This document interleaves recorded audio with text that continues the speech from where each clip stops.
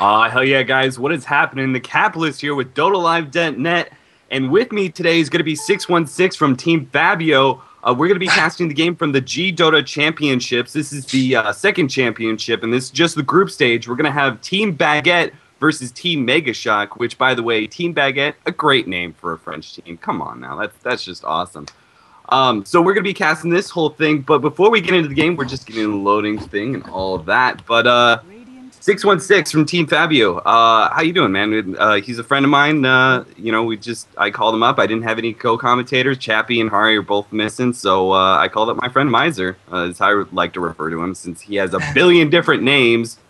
Jesus. But 616, how you doing, man? Not bad, man. Just woke up and you asked me to come cast this.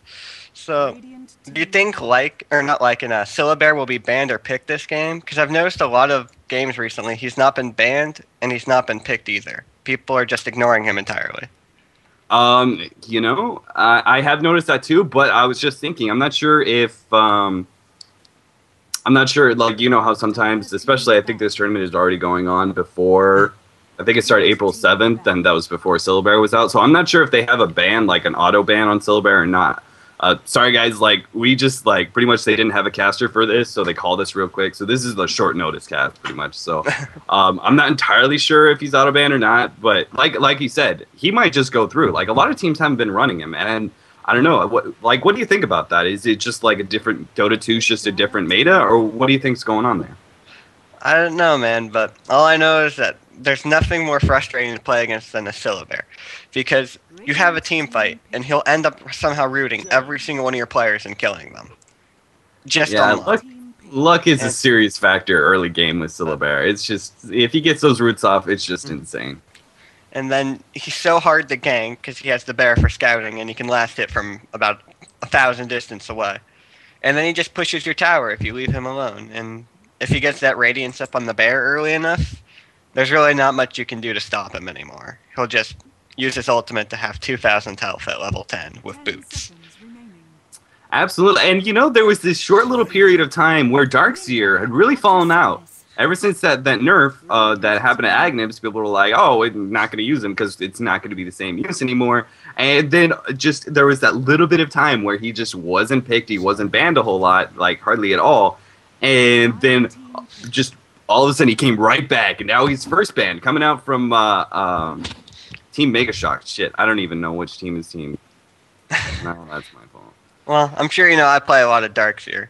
And I think the main reason why he's picked and banned again so much is because teams have started running him as a hero instead of just basing him around the Aghanims and then using it to wipe their team.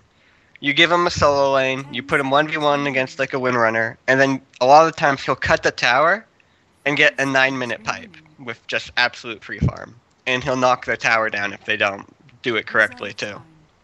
Yeah, absolutely. I mean, unless you already have this fence in place, it's really hard to stop a Darkseer, try and gank him with that surge. If he's cutting towers, there's just not a whole lot you could do about it. It's just so hard to stop him doing that. And he just, grabs so much farm, and he's pressuring your tower and everything. It's great.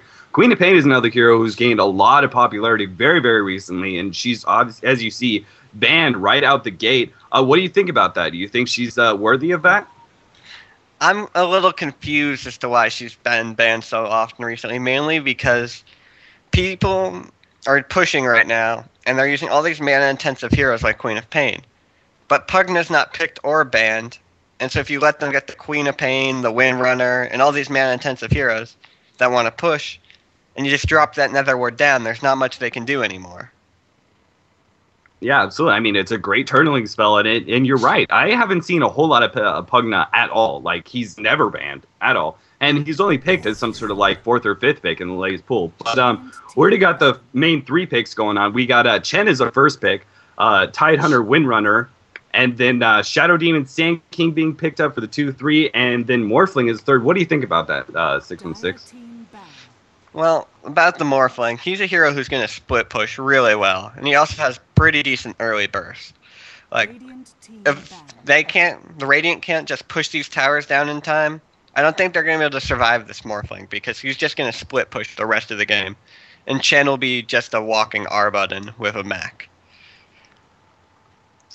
Yeah, absolutely. It looks like we're going to see bands coming out. Crystal Maiden and then Leshrac as well. So what do you think about the Chen first pick? We haven't seen a whole lot of teams picking up Chen first pick like we used to way back when Complexity was just bursting into the scene and everybody was like, oh, Chen's amazing. Do you think he's still worthy of that spot?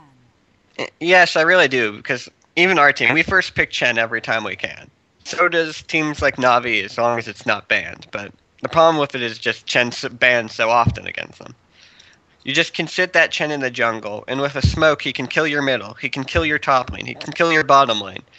And then if he kills you, he can probably take your tower too. And if you're going for early team fight and pushing, there's no other hero that's going to help as much as the Chen. Like, one of your heroes low, Chen sends him back to base, and he doesn't have to walk back, he can TP back. Not having to use that TP cooldown early game is really big. Yeah, especially if someone grabs those TP boots, that's just so devastating. You're like, oh, I almost killed him, and 5 seconds later, he came right back into the fight with full health. That's awesome. Mm-hmm. All right, we're going to see the Vengeful Spirit and now the Broodmother being banned out. Now, what do you think they're going to be seeing here? I mean, obviously, we see this Enigma as a fourth pick, so it looks like we're definitely going to be seeing the Shadow Demon in its solo role. But what do you think about their picks so far? We have a little bit of versatility.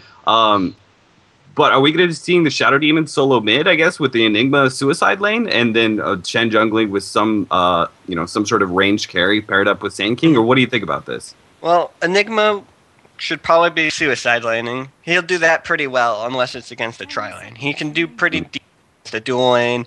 He can get some EXP against the tri lane, but that's not what you want. You want your Enigma to get that fast mech, that fast health, and then go into a blink. But Shadow Demon solo middle should be fine. He's really hard to lane against due to Shadow Poison. And if you let yourself get even just 2 stacks of Shadow Poison, he can just disrupt Soul Catcher and throw another one out, and you're probably dead. Yeah, absolutely. I mean, he is so scary in that solo role.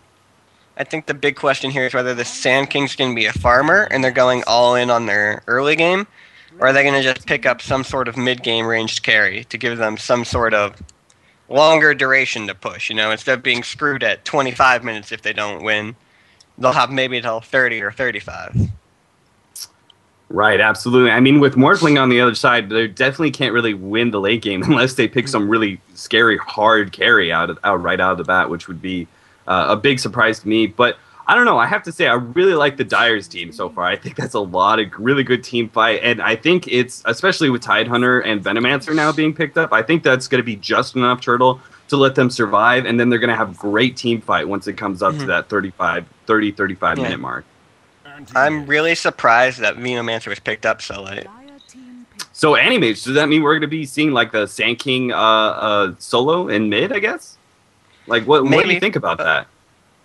Well, they could do what Complexity did. And you can put that Shadow Demon in the bottom as a support role, and you can have him just pull. But the thing about Shadow Demon is you can actually farm all 3 camps in the Radiant Jungle with Shadow Demon and hit level 6 around 5 minutes and 30 seconds with no difficulty.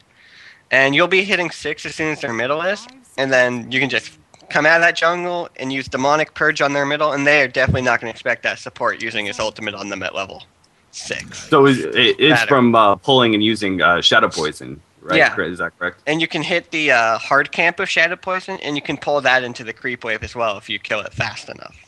Right, okay. All right, and we're going to see a Night Stalker as a final pick. So, man, just a lot of ganking, a lot of team fight going on for this Dire team. Real quick, I'm going to give a shout-out to my streamer, Holy for the Win, and the VOD recorder, Azu.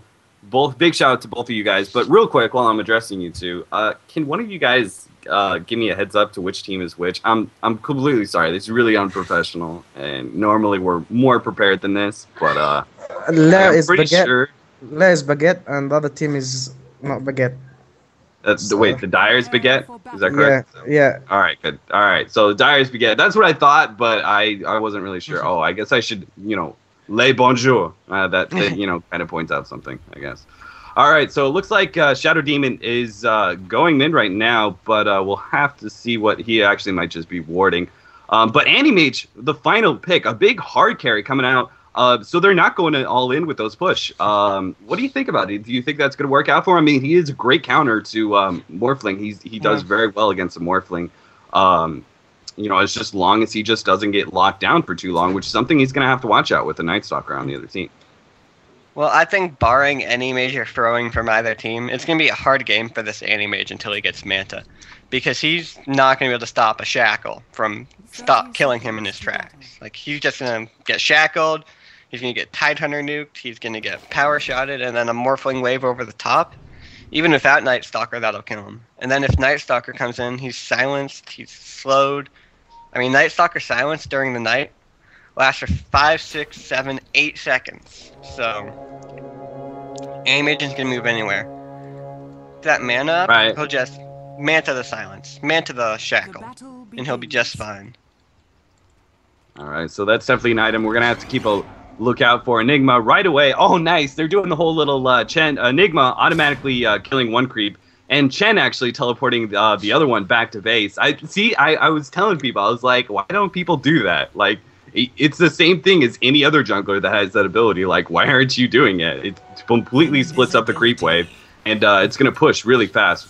So with 2 creeps down, this wave's going to be right in front of Enigma's tower very, very quickly. But because of that, Baguette is already set up. They're having the Venomancer babysit Night Stalker in middle versus this Sand King, while Shadow Demon goes back to bottom and babysits the Anti-Mage. He's going to try and push that Windrunner out of lane now. It looks like they are going to jump on the Sand King, do a little bit of damage. He hasn't leveled up his skill quite yet. He throws the stun, and he's going to be able to get out, but a lot of damage, 300 harassment taken in that. Nice little invis being picked up by Flower D. Really well done. Well, I was watching there in the middle lane, and I would actually say Sand King got the better trade out of there. If you look at it, both his opponents are at half health, and Night Stalker doesn't even have mana. Okay, he has mana for 1 Void now after regenning up, and all Sand King had to do is pop a salve, and now he can farm pretty safely for the next minute or two, while the other team has to use all their tangos to regen up. You're right, I wasn't really paying attention, but he got quite a few caustic finales in, and that's just so rough. I mean, especially against Night Stalker. There's just nothing, especially with that buff where it lasts for 8 seconds. You don't have to get the last hit. You could just hit it at any point, and eventually it's going to go die, and it's going to pop, and that's going to be so hard for Night Stalker. So a lot of pressure is going to be on this Venomancer to try and keep Sand King back. Like you said, it's going to be a little hard losing so much health, but he is a little bit back up now, so maybe he can just try and harass the Sand King as much as possible. Your advice, what would you do if you were the Sand King at this point? How would you operate in this lane? I was thinking he was doing a pretty good job already, because Night Stalker was just off the creep waves in Venomancer. Like, as long as the Sand King gets some levels up, he's fine. Though I really wish he had taken a point of Sandstorm, because it would either force them to buy sentries, or they just couldn't do anything against him. But what I'm really interested in is this bottom tri-lane they have. Neither Shadow Demon nor Chen bought sentries, but they do have 4 wards at the start of the game. Regeneration. Yeah, I did notice that. That's really interesting. The fact that they didn't try and counter the pull, obviously, when you have a Chen coming in. And on top of that, he's blocking 1 camp, and then he also has division of any sort of ganks. And, that's a little atypical for suicide lanes, isn't that right? I mean, you don't always throw your wards at that suicide lane. You just expect him to try and be really careful, right? Well, I think the main reason that is because it's not a tri-lane at first, tri-lane at top. It's just a dual lane at top where they'll be fairly safe because they knew it was going to be the Enigma. And they knew that there was going to be an Anti-Mage bottom and a Chen bottom at the very least. So they wanted to at least give the Windrunner that slight hope of getting some levels, maybe.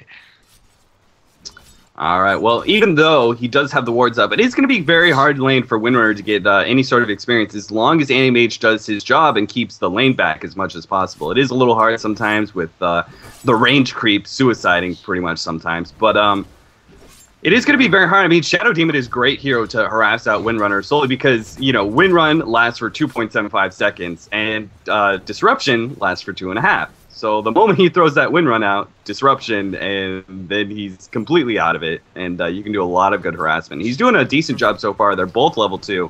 So as long as he stays the same level as that Windrunner, he'll be in pretty good shape to keep her out as long as possible. Meanwhile, at top, we have Enigma at level 4 with that double deny strat, and then on top of that, of course, him picking up Soul Ring and just being able to deny wave after wave after wave. But at the same time, Tidehunter's doing his own pulling. As you saw, he just pulled off to the easy camp and is picking up his own experience there, trying to gain a little extra experience because they're definitely losing it right now in the laning phase due to Enigma getting so much in the suicide lane. Well, I don't really agree with what the Tidehunter just did.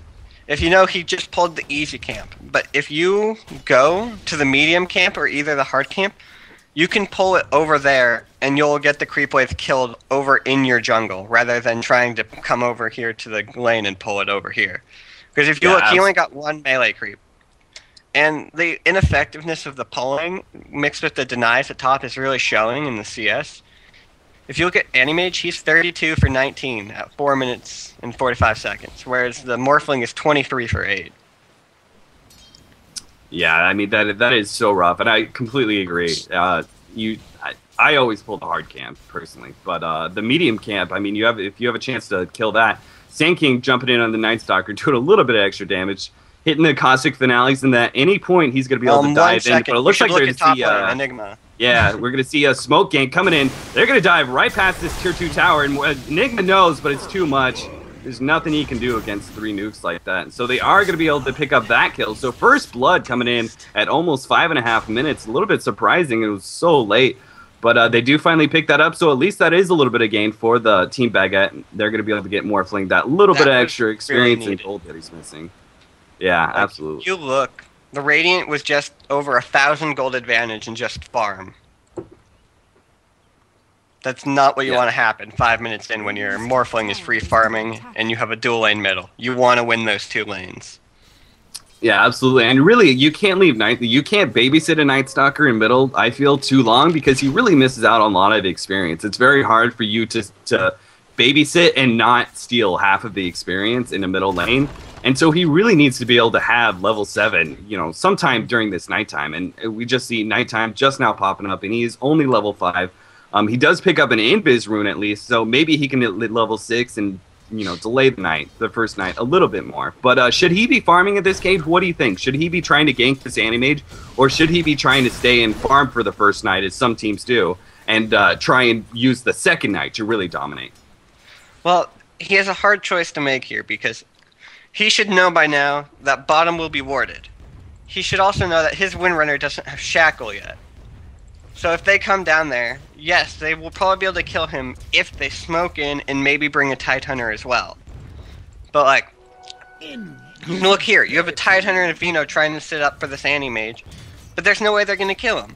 They're going to have to smoke in and then somehow kill him in about 1.5 seconds when Shadow Demon can just disrupt him and then Animage will blink out just fine. And that's absolutely. We're going to see bottom. Disruption Going off. Windrun, though, goes off after that, and she's going to be just fine. That is really unfortunate. Usually you want to try and hit that disruption afterwards, but Night Stalker is going to come bottom, and he does, instead of leveling up his darkness to extend the night a little bit more, he does finally get that silence I was just about to talk about. He doesn't have any levels of crippling fear, so he can't really gank that well. He's only going to have a level 3 nuke because of it, but maybe they might be able to pick off this Animage now. With that's just the silence. The rest of the team just set up now. Oh no, cast your silence! Oh my god. Oh no, teleport going off. Is he going to be able to make it out? He does. Great job by that Chen, instantly teleporting out that Animage. Really well done. Yeah, that is a lot of time wasted. There. Go ahead. He really blinked. He got voided first. He didn't get silenced for about 2 seconds after the Night Stalker appeared. Yeah. All right, well, maybe, that was just 4 heroes trying to gank that and no kill coming out of it. And that means middle was just able to free farm. Enigma was able to do, what he does versus a Morphling. And so that was just a lot of time wasted for Team Baguette. Time wasted not farming is really the story of the Dire team right now. You can go to the gold graph, and even though you can see the dips from when they kill people, it's still going the way of the Radiant. It's going up. All right, well, with 4 heroes at bottom, we're going to see a little push coming in with two creeps now from Chen. And really, there's not a whole lot. I mean, what do you think? Should Team Baguette be defending this bottom tower, or should they just let it go and try and pick up some extra farm themselves and push their own lanes, such as middle? Well, right now we have this Venomancer doing not much in middle. They're not going to push this tower. He should have been at bottom earlier, just setting up that ward defense, not letting them get too much damage on this tower. Because right now, all he was doing was sucking XP away from the Night Stalker, and they weren't getting a single point of tower damage. Now he's walking top, but what's he going to do here that Morphling already isn't? Meanwhile, they're going to lose 2 towers at bottom if the Radiant choose to keep pushing. Right, 1 creep already down. It looks like we're going to see a very fast mech coming up. He already has the headdress and working on the buckler. I'm sure he has it by now. But a fast mech like that, they're just going to be able to push like crazy. And really, like you said, Night Stalker doesn't really have the levels or the items for it yet. The rest of his team, I mean, Morphling's doing okay farming, but the rest of his team just doesn't really have anything. You should also note that this Animage doesn't have boots yet. This is really risky against the Night Stalker or Windrunner, Tidehunter, Morphling, anything. He should not feel so safe that he can just get a Battle Fury without getting boots. Yeah, I guess, I mean, one thing, I mean, if the Shadow Demon is constantly with him, I guess, you know, Silent goes off, he can always disrupt him and save, you know, a lot of time there, a lot of damage, and just let that Silence tick off a little bit, and I'm sure it'd be okay after that. But you're right, that is very risky. Yeah, very interesting. But they do at least take the top tier 1 tower off that. Morphling and Night Stalker pick that one up. But really, I mean, that just means a little bit more room for Enigma to be able to come forward and farm. He does have his black hole if he chooses to use it. He already used it and he completely misses it. Now, Sand King's and that means Epicenter's wasting too. Oh, dear. Sand King, I don't know. I think he was just thinking, well, we missed a black hole. We got to hit something here. And I don't know. I don't know, man. I think those players going to be hoping we weren't looking at them right then. Yeah, huge mistake by the Radiant team, Team Megashock. I mean, they were doing so well. That's just that one little mistake. Now, Night Stalker's going to be ganking bottom here. He throws the nuke. It's Shackle Shot. Great job. Hitting the Shackle Shot. Trying to teleport out right away. A smart move, but, you know, probably should have tried and grabbed some sort of fog and at least tried it that way. Battle Fury's on the way. Oh, man. 11.5 minute Battle Fury. But if you look, he doesn't have a Ore-Man shield or even a buckler at all, so he can't even farm the neutrals if he wanted to. They'll kill him. Yeah, really interesting item choices all around for everyone involved. Like, it looks like we're going to see a little bit of action. Tidehunter is still level 4. I mean, he's pulling, I don't know, he has arcane boots at least, but he's not level 6, and you really need that Tidehunter to pick up a fast level 6 right away. It looks like maybe, no, we're not going to see a jump on Sand King. Sand King, though, has been farming like a boss. He's level 8. Do you think they should have, I mean, obviously you could have done a little bit better pulling, as you mentioned. You know, pulling to the harder creeps, you could have gotten a little extra experience there. But do you think they should have changed something up and had Tidehunter, like, farming mid a little bit when Night Stalker's ganking, or what do you think they should have done? Is it okay with him being level 4 right now? No, what I think they should have done is move that Tidehunter to bottom once they had given more a substantial advantage, and then have the Veno move top to pull. Because having Veno middle did relatively nothing the first 5 minutes of the game. If you look, they didn't stop the Sand King from getting levels. They didn't stop him from farming. And you see a smoke at bottom. Smoke gang coming in. Windrunner's done for Windrunner. Really well done. Anyway, sorry, keep going. No, like, if they had put Tidehunter bottom with the Windrunner, they had vision of the Chen. Their wards were not countered. This Animage would have at least been forced to get a shield, get some boots. He wouldn't have Battle Fury right now, because Windrunner could just auto-attack him down pretty easily. Right, now they're able to take a tier 2 tower after that gank and a disruption. Tidehunter still not level 6, is coming in, just instantly pops. He's not tanky at all at this low level, and he can't rely on an ultimate at all. Nice little Shackle Shot coming out, Animage with a very low health. Oh, Chen Heal goes off, and now Night Stalker's in a lot of trouble. Epicenter's going to go off on top of the decay. He does actually get out with that little bit of extra movement speed. Now Morphling coming in, trying to pick off the Sand King with no health. He does have the mana to be able to throw out a stun. One more health. Silence goes off just in time, just before I'm sure he was going to stun there. And so only one hero goes down there in that exchange, Sand King, but still at the same time, they are going to pick up the deny of the tier 2 tower as well. So that, at least that little bit is a silver lining to the very dark cloud of losing a tier 2 tower. But I think the winner of that fight should probably be Venomancer. That Gale on the Sand King while he was epping completely prevented him from chasing that Night Stalker, and that would have been Night Stalker's death for sure. Right. Yeah, very well done. Looks like we're going to see a little bit of push in from this Enigma, who's now level 7. Going to be pushing in this tower with the Siege Creep. And all around, I mean, what do you think the Dire team should be doing right now? Should they be trying to pushing, or should they rely on a little bit like 30 to 35 minutes? When there's time, when is their time to really start taking over the game? It's got to be the second night time, which will probably come around 18 minutes, since Night Stalker hasn't been using his ulti much. And they really need this Tidehunter to just sit somewhere. Stop moving, Tidehunter. Go get your level 6. If they had to ravage that fight, they could have picked off maybe another 2 to 3 heroes. Yeah, instead they keep smoking up, and they are getting a couple kills out of it. At least 2 out of 3 of the smokes, I believe they've gotten kills. But it's just really, like you said, I mean, splitting the experience between 3 or 4 heroes on 1 hero kill isn't really enough to get Tidehunter a level. But if they do pick up this up here, Mana Mage is farming very, very far forward.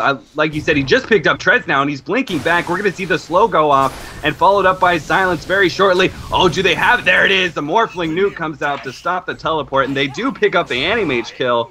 That was really surprising, seeing Animage so far middle. But actually middle, we're going to see Windrunner getting jumped on now. Pops the Windrun, is going to be able to get on. Maybe Sand King going to be able to hit another stun in half a second. Hits the double stun now. And now they're going to back off, Sand King a little bit of trouble with the poison on him. Tidehunter getting the deny, very well done. And Sand King, is he going to be able to get out? Oh, the gush hits him right before he was about to throw a stun. So they lose 2 heroes in exchange, Windrunner going down. But also, again, Tidehunter hitting the deny, hitting 2 denies. 2 out of 3 of the towers being denied for Baguette. Very well done. But at the same time, do you think, the Radiant doesn't need those towers necessarily? I mean, it's nice they have a Chen. They should be taking, some towers. But really, it's just providing, it's really more about them controlling the map for Animage just to get really buff. Is that correct? Yes, but I don't agree with what they just did. They should have just sat at the tower and killed it. Diving past it was completely unnecessary. And I don't know if you noticed, but that gave a Tidehunter 600 experience. He went from having 290 out of 600 at level 5 to having 290 out of 700 at level 6. That was an entire level for him. Yeah.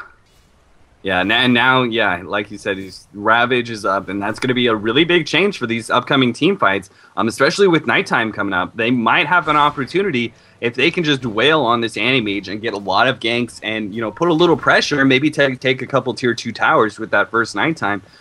Maybe they'll start changing this game around a bit. Maybe, but I think what's really going to come down to is this Morphling versus this Animage. And I think given enough time, Morphling will definitely out-carry an Animage. Because just the power of having an Eye of Scotty later, or just having so many stats, and then you just replicate the Animage and you get a bunch of his, and you get his mana burn. There's not many heroes who can take a Morphling in a 1v1. Alright, well, it looks like we're going to see Enigma coming in, hitting the Venomancer. He's going to get caught out. Night Stalker, at least, is going to get away with his Invis. But looks like we're going to see a push coming in with the Chen, with all of these extra creeps they're popping in. Sand King just popping creep waves. They're just manning up as 4. And, I don't know, maybe they're going to push this tier 2 tower and allow Animage just to free farm the side lanes. What do you think Animage should be coming in then? So you say that Morphling is going to be able to out-carry in the late game this Animage. When do you think he should be coming in? Because at least in the mid game, he's a really great counter to Morphling, correct? I mean, he is able to chase him, and he takes away his mana, which is a big problem with his stats. In the mid game, at least, he's a good counter, right? As soon as the Animage has his Manta, the Radiant will have an upper hand for about 20 to 30 minutes. It's not until Morphling can get maybe 4 or 5 big stat items that he's worth it. Shadow Demon and Chen getting caught out. Tidehunter having to throw the ultimate in order to get this Chen, but they are going to at least be able to pick him up. He's going to try and teleport maybe here, but he is going to go down. Nuke coming up from Night Stalker. So a nice little counter gate going in. They were going to try and push top tier tower, that top tier 1. But unfortunately, they just got a little ballsy there. Shadow Demon went out, tried to check things out, and got cut out by 5 heroes. And now they're might be able to take the advantage and do a little pushing themselves on this tier 2 at top.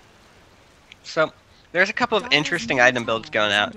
The Enigma went for treads instead of a mech, so they're not going to have that healing, but it is up on Chen, so he could have gone for a pipe. But it doesn't look like Sand King's going to get the pipe, so maybe Enigma should get the pipe. But then if you look over on the Windrunner, he's got a mech now with the recipe, but no finished boots. And then who else was I looking at who had an interesting item build? Oh yeah, the Animage. If you look, he picked up the Vitality booster just for that extra 250 health, and now he's working towards his Yasha.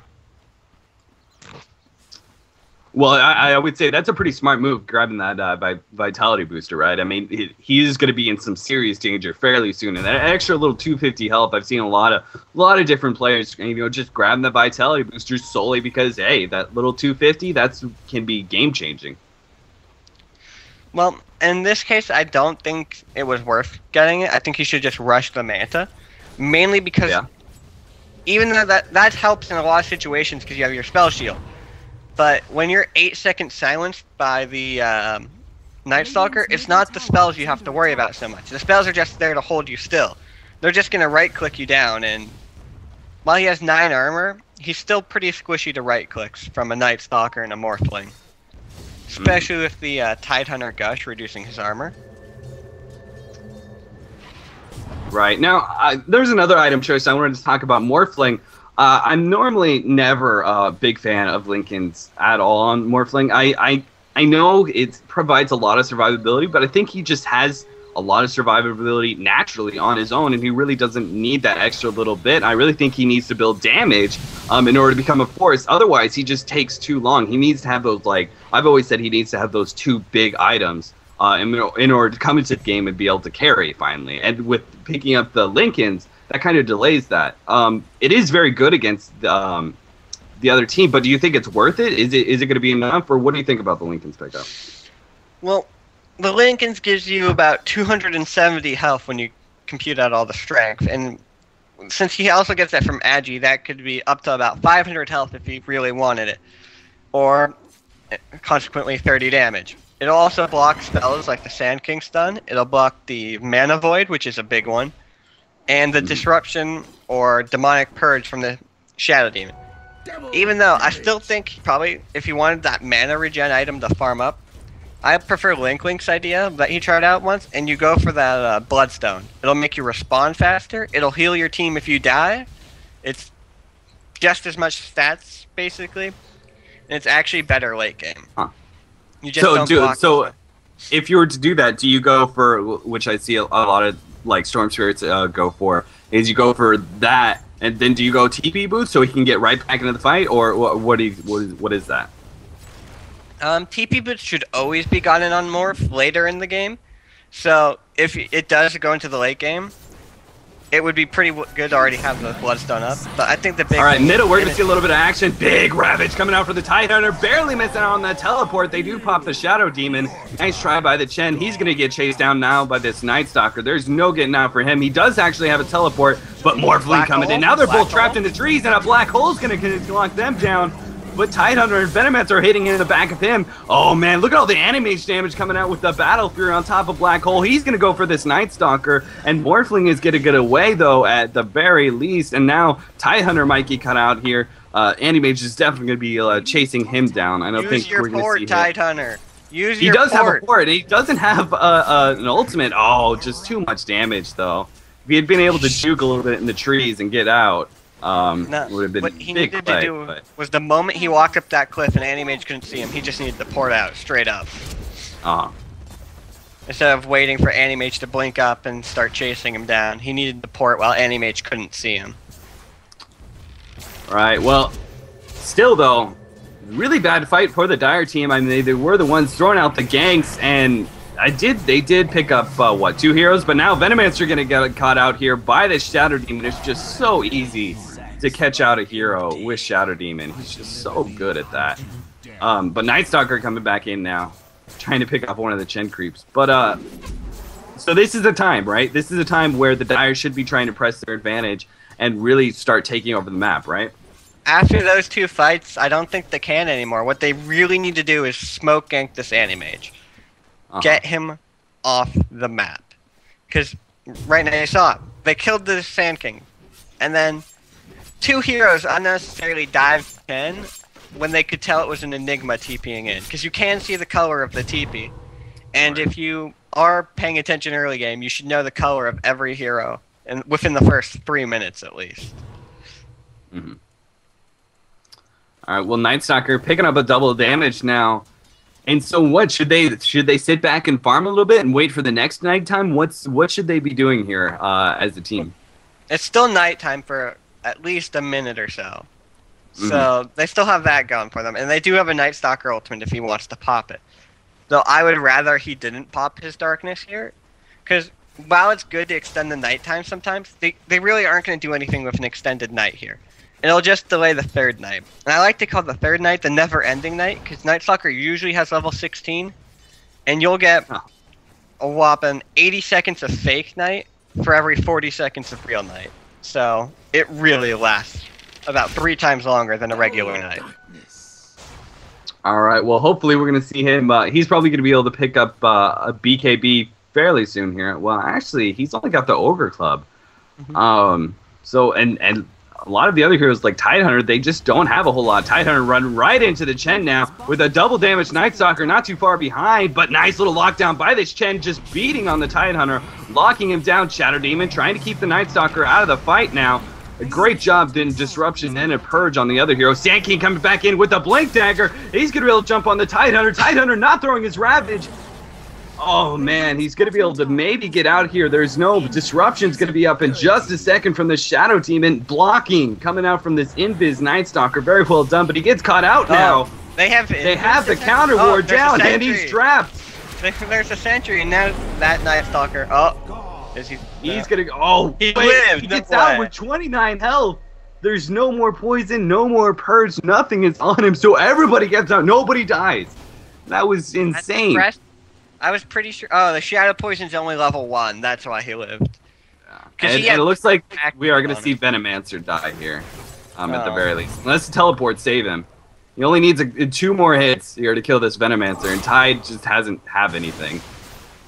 Oh, nice little block! Huge play! And Animage is forced to retreat knowing there's another hero there. He had no idea that Tidehunter was so low or anything like that. So really well done. Really great ward block. Venomancer saving himself with that. And meanwhile, this whole entire time, Morphlin's been farming away. If this Morphling looks at Animage, he knows he can kill him. Animage has no mana to blink. Yeah, I'm really surprised he's there. He just really needs to go back to base and heal up so he can start farming again. I mean, he's not going to do anything against this Morphling. That's for sure. If you look, this Morphling has about 3.5k saved up. He could work either towards a Butterfly or a Scotty, but he might just go for the Manta here. So shotgun Morphlings out of the realm possibility here. Well, it's not so good against the Animage in the first place because he has all that magic protection. Okay. But the reason why shotgun Morphling is so good is because you can get the Manta, and if you Ether Blade and then use all your spells, you can Manta out of your own ghost form, so you don't lose any attack time.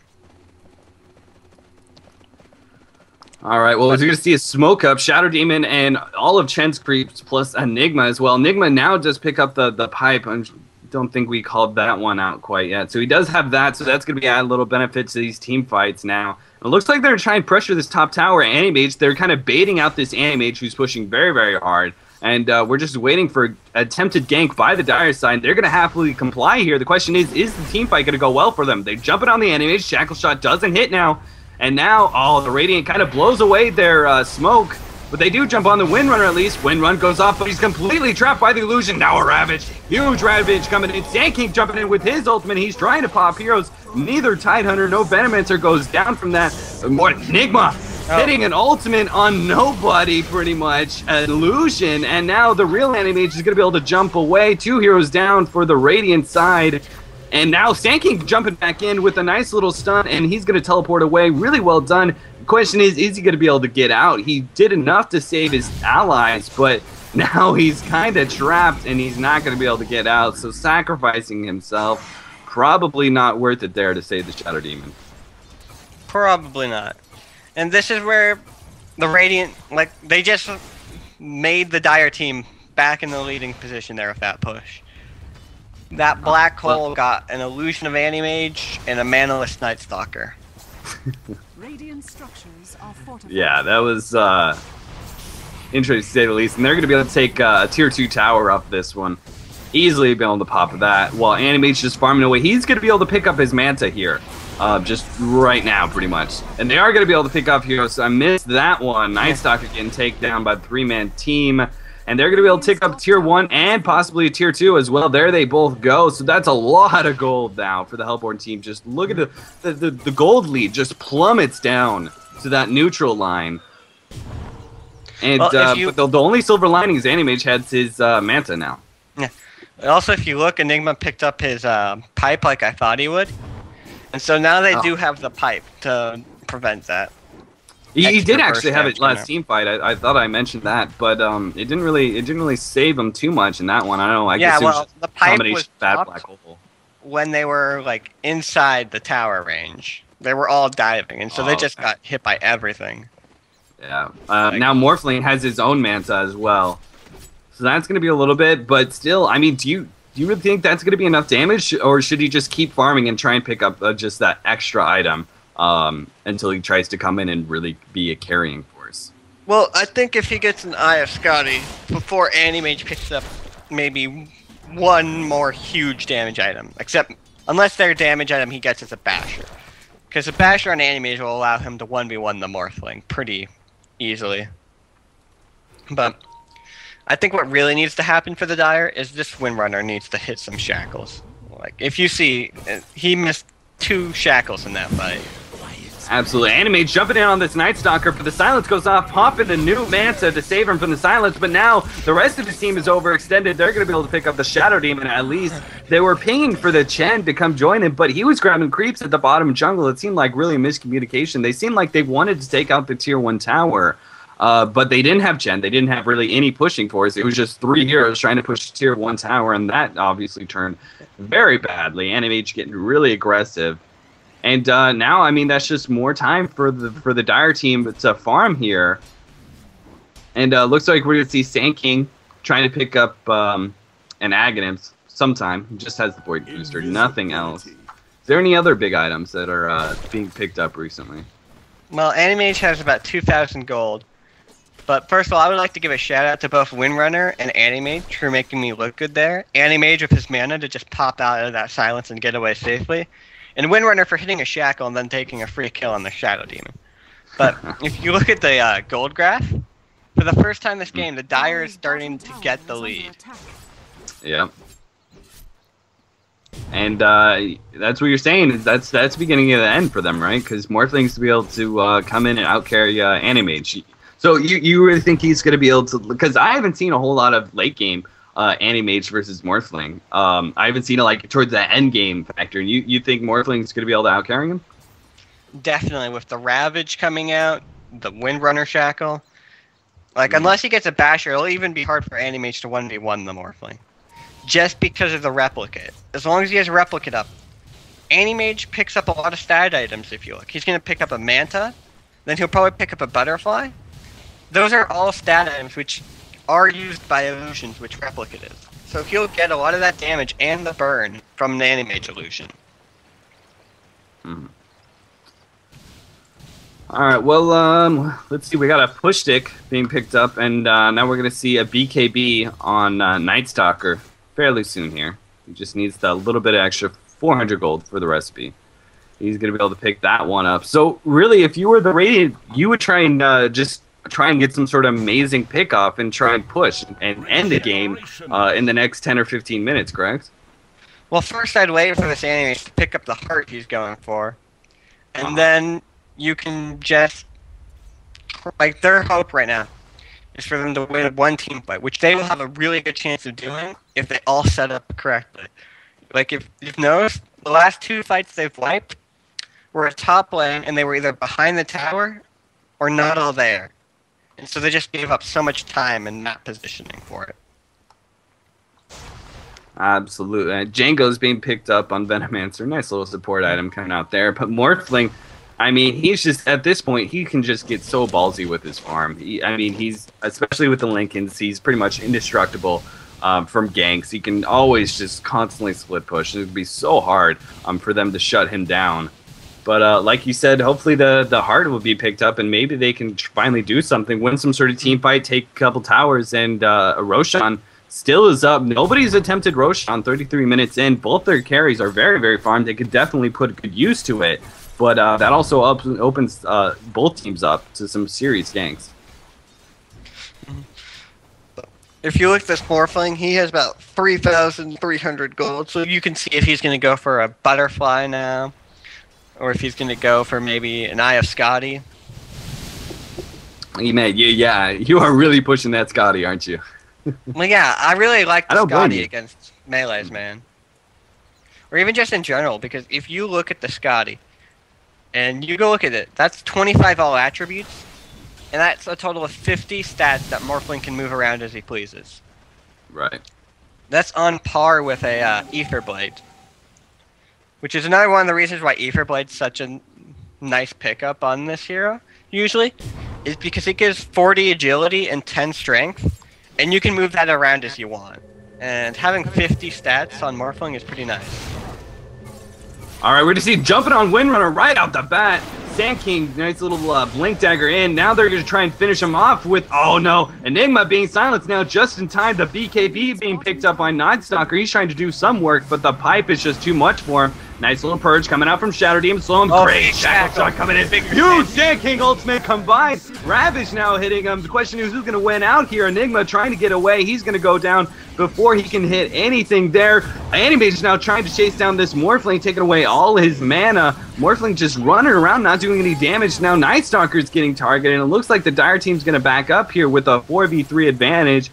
They do not need to try and force this anymore. Windrunner is back in the fight now. So they're going to be just fine. They do successfully defend their tier 1 tower. On top of that, they just trade to 2 for 2. So very well done for the Dire.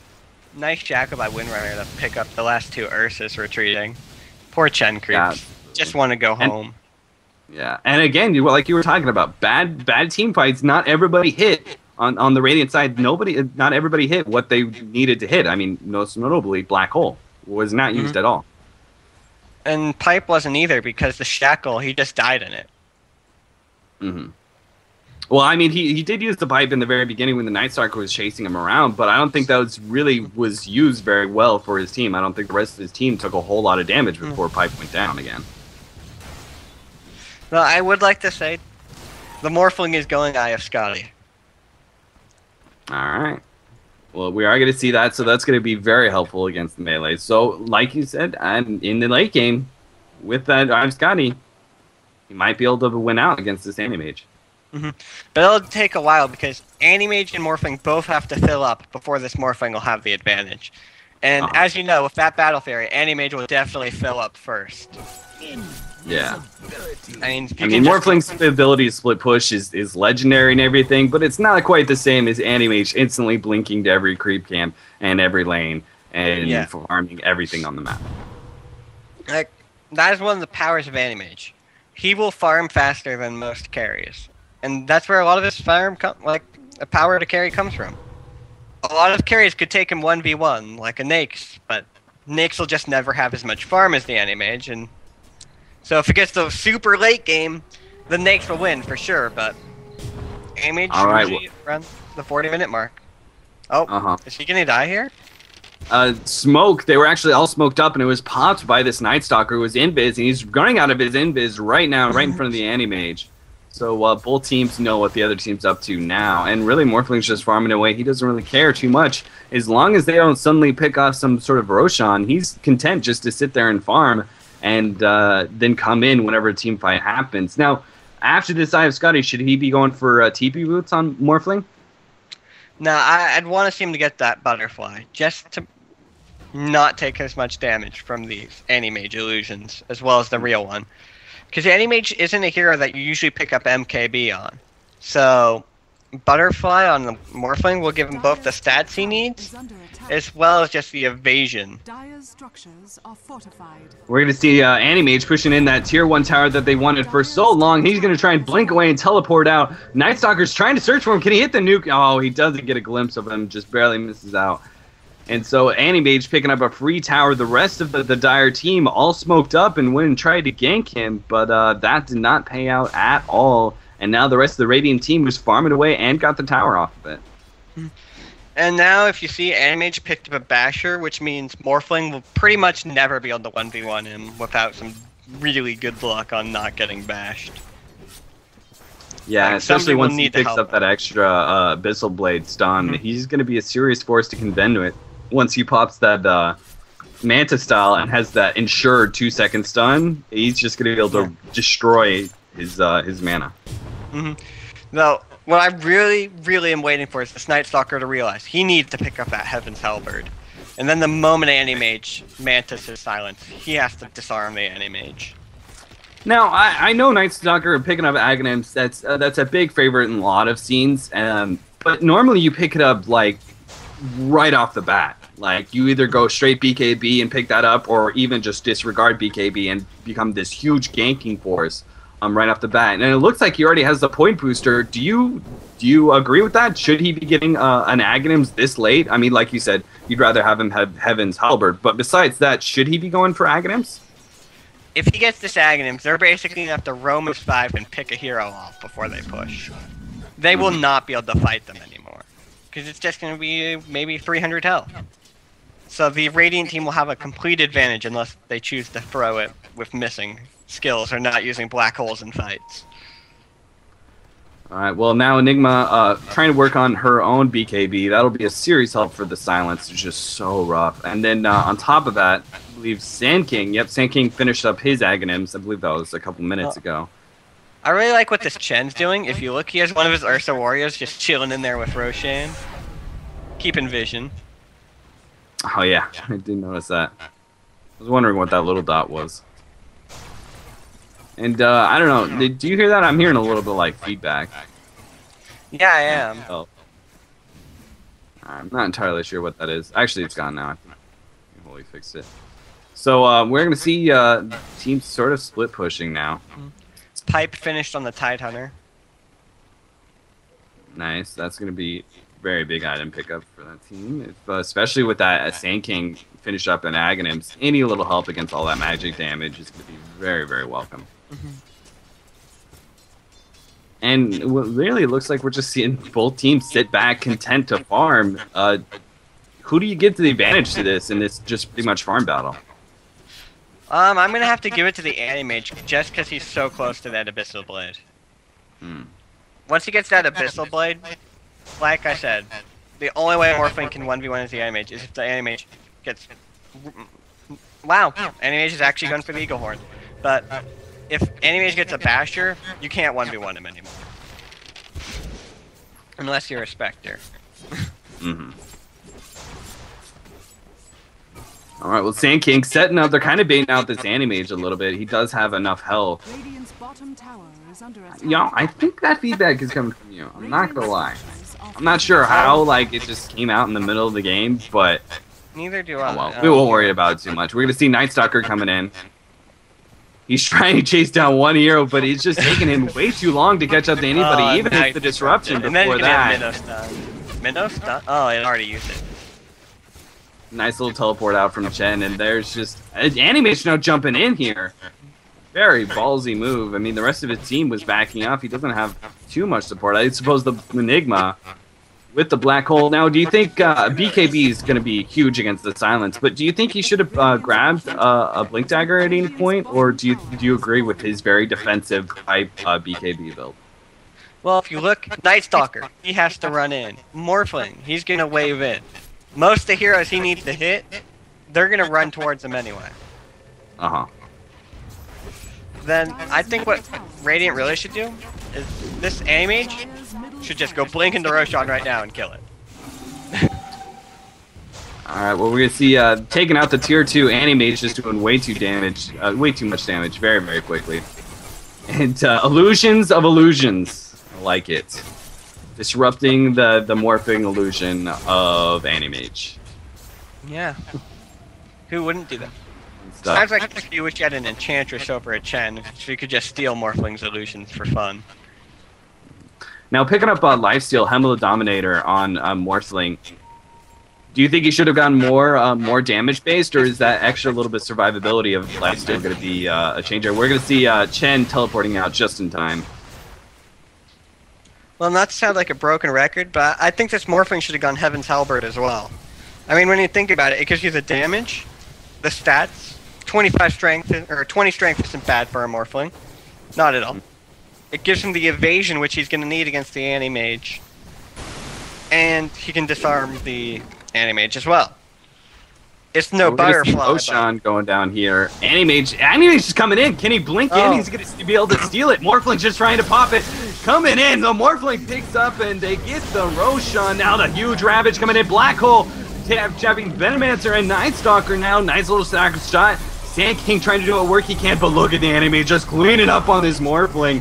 But it's only the Aegis. The Aegis goes down. He's going to be able to focus on the Night Stalker now with those bash hits. He's just cleaning up heroes left and right. Morphling is now alive. He's going to try and do it work against this solo Anti-Mage. But look at this Anti-Mage pretty much by himself dominating. Tidehunter taking a lot of damage. He has no mana. He's going to be able to go down there. Sand King just needs a little bit of help. Teleport goes off, but the nuke comes out.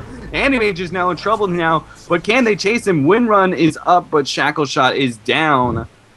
So I believe they traded 3 heroes for pretty much 2. Is that correct? Because I'm counting Night one Stalker above bought the back. Aegis. Oh, Night Stalker. So 3 for 3, counting the Aegis. And I really feel bad for the Dire team there, man. I don't know if you were watching, but Anti-Mage first hit the bash on the Night Stalker when he blinked in. Got him to half health. And then later first hit bashed him again. Anti-Mage got out here. He does able to hit the Manta and no follow-up stunts from there. Still, that was a very, very risky move there. Blinking in, getting hit by that Shackle Shot. And they're going to be able to pick off this Chen. There's no way this Chen's getting out. Unless this Maybe. We're going to see teleports in. Are they going to dive on him? Now, no, Morphling. Here. Thank you, Shadow Demon, for helping that Morphling live for slightly longer. Oh no, look at all the damage he's taking. It's so much. One-shotting the Venomancer on top of that. Gem goes down. Now a Night Stalker might be going to pops the BKB to avoid the damage. He's going to be able to... Oh, Basher. There's just no way you can bash out against that fast of an attack. Every time that Anti-Mage blinks on that Night Stalker, he gets first hit bashed. This Night Stalker is the unluckiest person in the world right now. Well, to be fair, do you really think he would have gotten out? I mean, two seconds still. left. Do you know how depressing it is to get first hit bashed every time someone with a basher hits you? Yeah, it's true. And then what seemed like was a pretty good fight for the Dire, pushing out and overextending just a bit too much. And now they're seeming to see their tier 3 threatened buybacks coming out from the Morphling. Can they do this 3v3? Well, Anti-Mage doesn't have boots until that courier arrives with his TP boots. The illusion of the Anti-Mage by Morphling trapped in. Can't do anything. They are going to be able to defend their barracks at the very least. Tier 3 goes down. But what I was going to say earlier is, if you notice... Oh, never mind. There's fight's about to break out.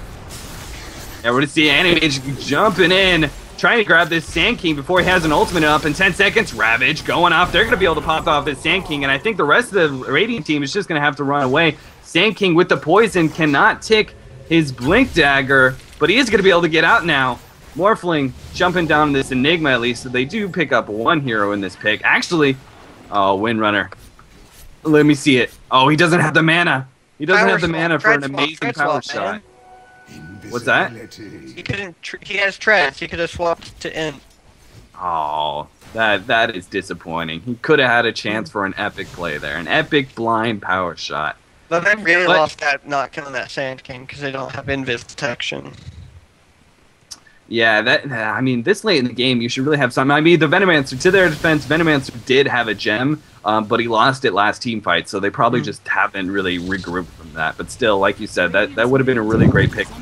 Picking up 2 heroes on top of that in tier 2. But the Anti-Mage, I mean, he doesn't care where you're pushing at, man. He's going to push his own lane and do it very successfully. And let's see if, go ahead. Now that there's somewhat of a lull period, I want to talk about, if you notice during that Roshan fight, after the Morphling respawned and Animage didn't focus him, he ripped Animage with damage. So as long as that they can keep Animage off Morphling, they have a pretty good chance of killing him. Mm-hmm. Yeah, and really shackle shots are going to be his thing. I know, Ravage is nice, and Silence is just going to be countered by Manta unless he waits. So really, it's going to be mainly up to this Windrunner hitting big shackle shots. But again, I guess the double slow of Venomancer combined with Morphling's new Scotty is going to be pretty powerful on that regard. So I guess, like you said, if they're going to be able to target this Animage, maybe they'll be able to take him out without Morphling just getting absolutely destroyed by those Manta illusions. Especially go if over items real quick. What's that? I said especially if there's bashes in that fight. Like, Morphling stood still the entire time he died. Yeah, we're going to see TP boots now on Animage. Animage is going to be pretty much maxed out way before Morphling, but that's to be expected. He's going to be able to pick up an Abyssal here if he wants to. But he's probably just going to save it for buybacks as it stands right now, because one good team fight, buyback, teleport boots in, could be a game decider at this point. Yeah. It's going to be really hard for them to kill the Animage once. Twice, you're pushing it. Yeah, absolutely. Let's go over items real quick. I noticed a couple things. Sand King is going to be going for Shivas here. Mystic Staff is up right now. What else? BKB obviously on Enigma. That was picked up some time. 5,000 gold on the Morphling. 5,000 gold on the Morphling. Awesome. Now, what do you think he's going to be going here for this next item? Like, should he max out the go for the Satanic, or should he really needs be evasion, going for man. items at this point? He needs some form of evasion. He cannot just sit there and get bashed. All right. Well, we're going to see Night Stalker blowing the night. And Animage is just manning up by himself pretty much. He's going to take on this Rax and just sacrifice himself. At that point, nice little disrupted some of the damage, and illusions are going to come in. He's going to be able to blink away, and they do finish off the melee Rax. Very well done. I really like that tactic. I mean, Animage at this point is tanky enough, and they didn't put anyone in danger except for the Animage, and they knew with the disruption, they timed it very, very perfectly. The illusions were just able to finish off the melee Rax while Animage was able to get out. Very smart play by Team Megashock. And now that's getting to this point where the Animage will be able to buy that Abyssal Blade and still buy back. That Animage, I don't know if you noticed, is almost the 600 creep kills. Oh man. So he's what, 12xing, something like that? He's 12xing the game. What's that Morphling at? I haven't actually looked at his MKB now being picked up on Morph. So interesting. Instead of going for his own evasion, he's going to try and counter the Animage's evasion, which is a very offensive way of thinking.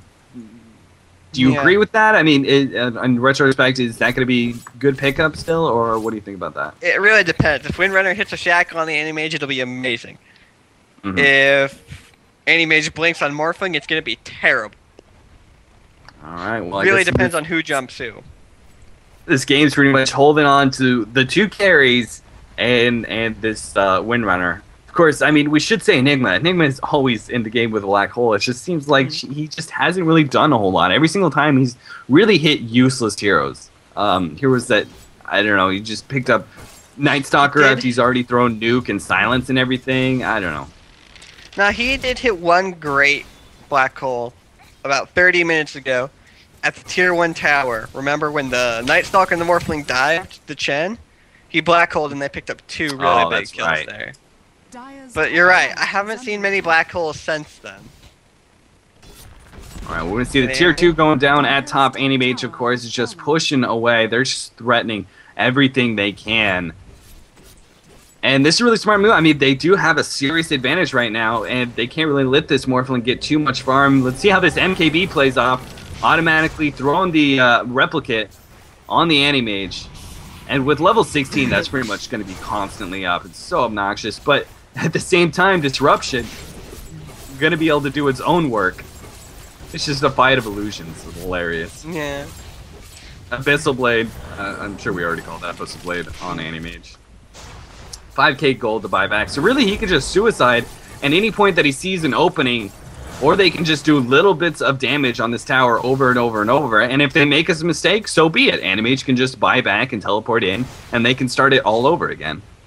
And if you look, this Night Stalker picked up its Agnims, but I really feel it's useless because what does he see? The exact same thing he sees without it. Yeah. See a disruption going off more. Animate's taking a lot of damage there, but he's going to be able to blink out just in time. Pipe going off by the Enigma. And unfortunately, there's a nice little pipe to help save Animage a little bit. Morphling's now jumping in with the pipe down now. Soul Catcher on Morphling, but they're going to be able to chase in. Center coming in, doing a lot of damage. Nice little Manta dodge. Oh, huge Black Hole dropping into Morphling. They pick up 2 heroes now, and now it's just cleanup crew. Animage is picking off whoever he wants to. He's just, can he get bashes at this point? He's going to be able to pick up some extra kills, but if not, 3 heroes for 1. Oh, poor Venomancer. Where's the bash? Oh, no, missed Shackle shot. And there's the bash. There's the bash that decides it. Oh, Sand King now hitting a nice little stun on Windrunner, but Windrun goes off. Now they're going to be able to take out at least a Rax, and it is the GG being called. No buyback from this Morphling due to picking up MKB. And that's right, guys. I'm not sure if I mentioned this is a best of 3. So we're going to see Team Megashock taking game 1, and we're going to move on to game 2 here. And unfortunately, I believe 616, you have to go, correct? I do not actually. Really? I've already missed my class, so. I'm sorry. I feel kind of bad now. Nah. All right. I'm usually looking for an excuse to skip. At least now I have a legitimate one. All right, guys. Well, we need to take a short break here. We're gonna come back real shortly with game 2. Don't go anywhere.